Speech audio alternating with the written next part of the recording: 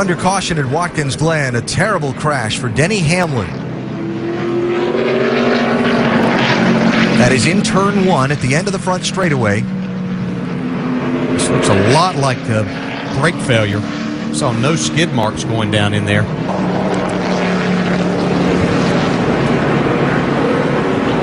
Yeah, it looks like he's got some brakes. The front brakes are, the left front's locked up. It's almost like the throttle hung. Gosh, man, that could have been. It could have been the throttle hung pushing the front tire. Man, look at how much it moved that guardrail, even through the tire barrier. You can see the smoke from the front tires, like he's trying to get this car stopped, and maybe the throttle is hung partially.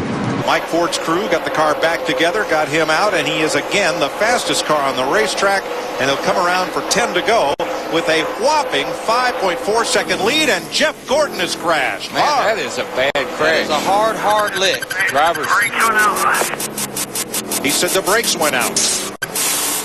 Boy, and he's hurting. I don't like the looks of that at all.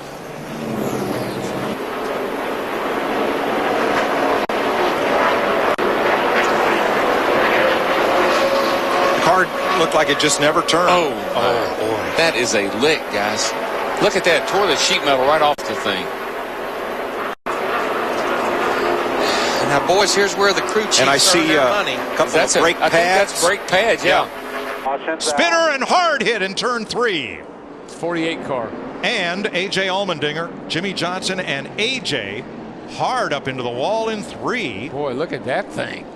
Now, the caution had already come out when that happened, and look at that 48 is junk.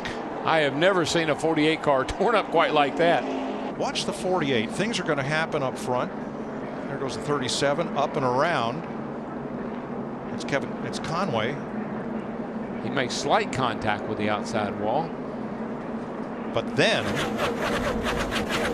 that's up in 2. Down in turn 3. Oh, here comes a Jimmie Johnson just nowhere to go. The 43 car of Allmendinger just coming back up the racetrack right in front of him. That is a huge hit. So the caution apparently was for Conway into the wall. Yeah, look at Not sure why Allmendinger was so far down on the racetrack. That's brutal right there, man. That is a hard lick. And Rick, I think it should be recognized how this big three just continues to duke it out every week. Last week we saw Kyle Busch in the lead late. Kevin Harvick moved him with 7 laps to go.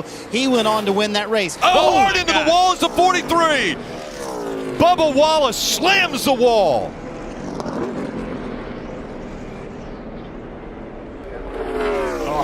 No brakes. Not a fan of this, Rick. I've seen this before. Jeff Gordon and I were here. We had a brake failure. He took that same left-hand turn. Dale, you have to assume, seeing the 43 down in the left in the grass, he's trying to do anything to slow that car down. And what a heavy impact into that safer barrier.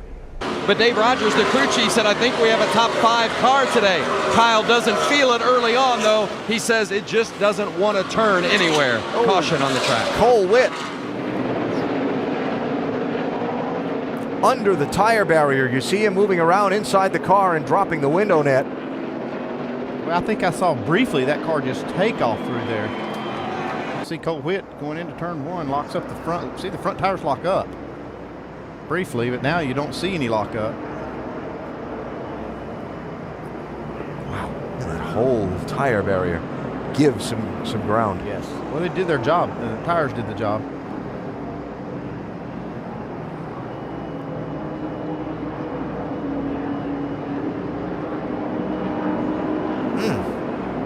Well, this was one of those wrecks that'll take your breath, as I believe it did Dennis Setzer. Setzer came flying into turn number 3, and it looks as if perhaps the throttle hung, Darrell. The throttle hung, you see it snaps right there. I got to believe that, I don't know, the brakes were working, that's for sure. You saw the wheels locked up, front wheels locked up there. I'm not sure what happened. Could have been, he carried a lot of speed into the corner. Could have been too much rear brake, and it snapped on him when he touched the brake. But throttle hung, we'll just have to find out from Dennis.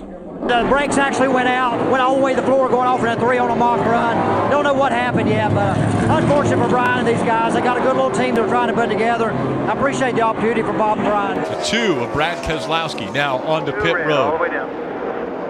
You see the number black of his laps. right front wheel is. Yeah, and you see the number of laps that Brad Keselowski ran. You're starting to see their hand there, Kelly, on how long they can run. Well, and it sounded like Brad maybe didn't. Oh, and you see he's just hit a crew member, so this is a disastrous stop for Brad Keselowski, who went through his pit stall.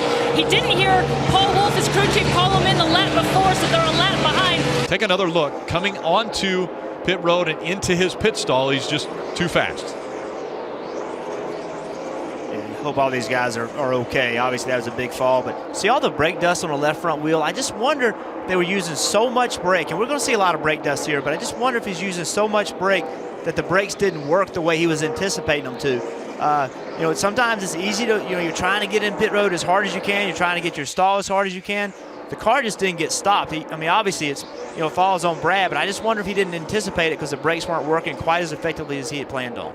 How about Tom Hessert, Grant Enfinger side by side. Grant trying to side draft a little bit off. Ooh, around it goes. Austin Wayne Self. Self in the 98. Look out, back across the track. Big crash as they come toward the start-finish line. Oh my goodness, what a hit. You see the 98. It almost looked like Austin Wayne Self moved up the racetrack a little bit. Got into Cody Coughlin. There's Brad Smith came along with absolutely nowhere to go. Now he's just along for the ride, doing it probably no brakes and no steering. But looks like that car didn't even slow down any. Those front wheels, Phil, as he approached, it looked like he was maybe 15, 20 feet shy of that inside wall.